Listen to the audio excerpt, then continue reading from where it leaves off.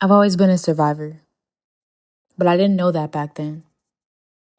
Back then, I was just a little girl, quiet, eager to please, and desperate to keep the peace in a world that felt far too chaotic for somebody my size.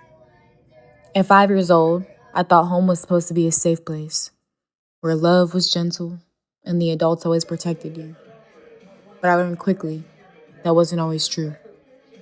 I became a people pleaser out of necessity, conditioned to believe that being good and staying quiet might save me from the anger and chaos swirling around me.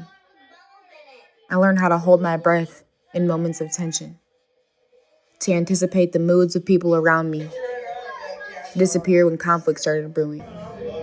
My survival depended on it, or at least, that's what I believed. But the weight of all that silence eventually became too much for me to carry. By the time I reached my teenage years, all the fear, pain, and resentment I had buried for so long started to surface. I didn't want to please anyone anymore. I didn't want to be small or quiet. I was angry at everyone and everything, at the people who had hurt me, at those who stood by and let it happen, and most of all at myself for believing I ever had to endure it.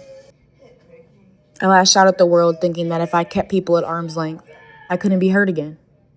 My anger became my shield, my rebellion, my weapon. But the truth is, I was just as scared then as I had been as a child. I wore my anger like armor. But inside, I was still that little girl, afraid of being abandoned, betrayed, or hurt.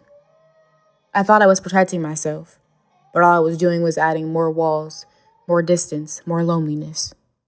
Now I'm a woman, standing at the crossroads of who I was and who I want to be. I'm learning what it means to take down the armor piece by piece, to let myself trust without bracing for betrayal, to be soft without feeling weak. I'm discovering that being strong doesn't mean being hard, and that vulnerability doesn't have to be terrifying. It's a journey that I'm still on, but one thing I know for sure is that healing doesn't all come at once.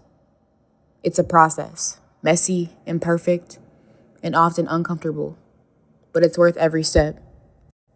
As I reflect on my life, I see how each chapter was shaped by the one before it. The quiet little girl, the hurt, rebellious teen, the woman I am now. They're all parts of me, pieces of a puzzle that I'm still putting together.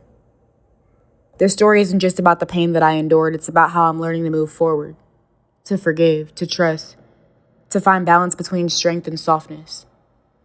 This isn't an easy story to tell. It's raw, it's messy, and it's heavy. But it's mine, and I'm sharing it because I know what it feels like to feel like you're drowning in your own story, to wonder if the pain will ever stop. I'm here to tell you it can. Healing is messy, but it's possible. My journey begins here.